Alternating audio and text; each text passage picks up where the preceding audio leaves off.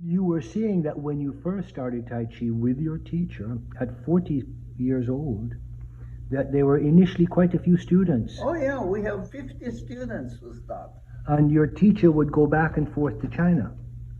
to Hong Kong. Yeah. And that in the absence of your teacher being there, many of the students dropped Drop out. out because they cannot, the square form has no video. You cannot remember how to practice. Then they drop out. How come? But you, It's, so that's part of your nature. You have a, what kind of memory do you have? Is it like a, you know, yeah, I guess my memory is especially good with remember the movements. Yeah. was that the same when you were studying at university? Did you have that kind of memory as well? No, no, the movements is different. So you were born to do Tai Chi, sir. Moment, remember the moments is different. Yes, more so than any other things. That's really fascinating. Your teacher must have been aware of that here was a student who was absorbing the teaching. Yeah. Was your teacher pleased with your practice as you grew, as you developed? Yes, he does, and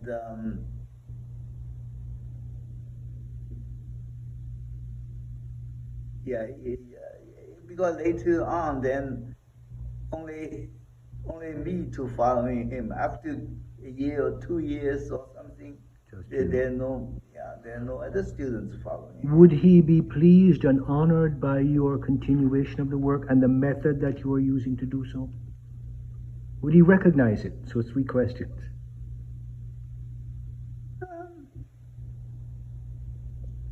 In some way, yes. As an old-fashioned, still a little bit of old-fashioned teacher that time, they don't say that much. Right. They don't express as much. They don't say much. But I can see that, he's kind of wholeheartedly try to teach me. So he did not say a lot to you. No, not say a lot to you. Was there a lot of physical contact? Did he push and pull at your body? No, very. Did he make comments while you were moving? Yes, some. How did he teach you then? He showed it and you learned it. Yeah. And sometime I did some Tokei, those times, the Super 8 video, Right. Oh, yeah. the very dark because of the ASA is very low, in the not much light. So I do have a set of this video. So even at that time, you were already moving into. Yeah. You have many students in China. Right. Online, long distance students. Yes, they learn from a Chinese school, online school there. They order the course. The course is the same as here, identical, and except in Chinese. And they order this course and learn over there. I was surprised when you said to me that some of the difficulties and some of the barriers and some of the good things are very similar between your Western students and your Chinese students. Yeah, very much so. And they have encountered similar kind of experience. A lot of the bad Tai Chi teacher, and some develop knee trouble, and very simple thing like the knee. Teach them the knee protrude over the toe constantly, and their knee gradually get into trouble. So very simple mistake. Same as here, no difference. So are there many Tai Chi teachers in China? Yes. Why are they choosing you then? Have they recognized something about your work? I think so. From the Douyin video I posted. So they watch this Douyin video and they recognize the difference. Then they go to the school or to the online course and to the. Are they working? Are they doing push hands together or anything like? Do they get? No, they are also live very far apart, so none of them are very close.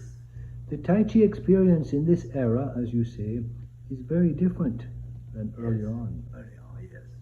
Early on, you always have a school with a lot of students so they can do the push hand. But okay, the thing is, if you are good with the Tai Chi form, the small circle form, Right. so what did you accomplish? The small circle Tai Chi form, when you do the form, your internal energy circulating in the body without stop. At the same time, the chi also circulating in the body. And also, your body structure is already avoid any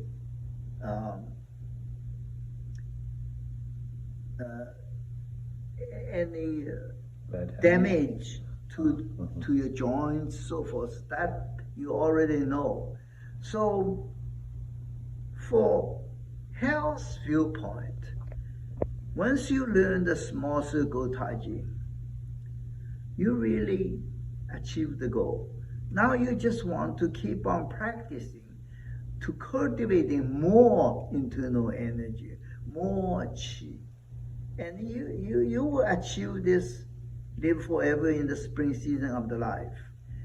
So that you achieve the goal of the health benefits from Tai Chi. What are you still learning as you're doing Tai Chi? So I'm sorry. so from the practice the form, that you can reach your goal, okay? But now comes the other side of the objective, martial art. Now it's a different story. You're learning the Tai Chi, small Tai Chi, very good already. From martial art viewpoint, yes, you are very sensitive. You're very quick to any sudden happening outside to you. So you can have immediate subconscious response to it. Because when you are practicing small Tai Chi form, I said, you always have a little bit of the martial art intent in it. So anything happen to you, your immediate response will be developed at this point. But you're not a martial artist yet. This is just spontaneous, instant response. Can you be an excellent martial artist from a Tai Chi perspective and not be very good at Tai Chi? It's a silly question, but No, No. you know. it's completely. But even I said, you're good with the Tai Chi form, you're not a good martial artist yet.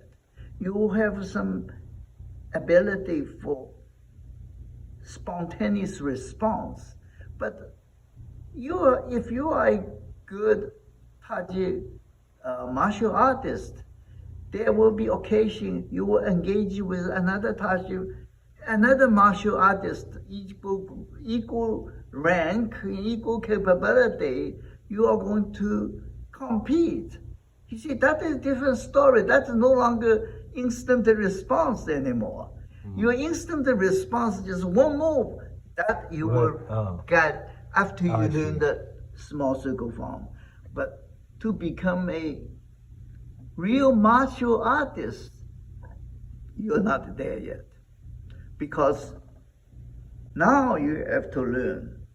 When you have another martial artist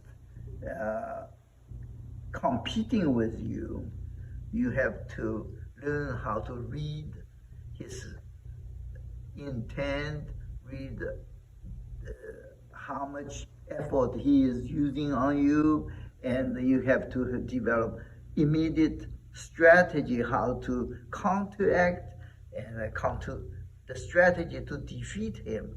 So all these tricks you cannot learn by practice form yourself. These are tricks in there. In other words, you have to have another person involved. You have to know another person. So how can you learn that by just practicing form yourself? It's a problem. Yeah, so that part you have to further train with push hand and sparring exercise. Involve another person with it. And that could take a very long time to be a real martial artist. It will take much longer than learning the Tai Chi form, that it will be good for your health. Definition of a real martial artist. What's the definition? Well, that you can have a session with another martial artist doing the competing with another martial artist. Okay. Is that the goal of many students these days? No, it is not. That health is really probably for most of students. So learning the form and keep well and practicing the form, you will achieve that goal, but not the martial artist goal yet. Does the martial artist goal, does that mean you're doing Tai Chi better?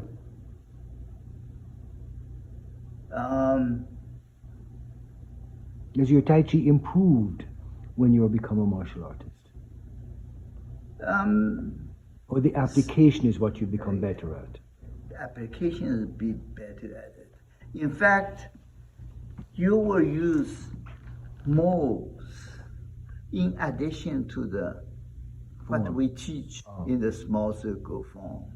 You will use external moves plus the internal moves. You will first use external move, then use the internal move, and then use external move. In a percentage, in actual fight, probably you only talk about 30-20% you are using the internal move. 60-40, 60-70% maybe are all external move. So it is much more complex than just doing the internal move. Many people, I think, start Tai Chi from the point of view of learning martial arts.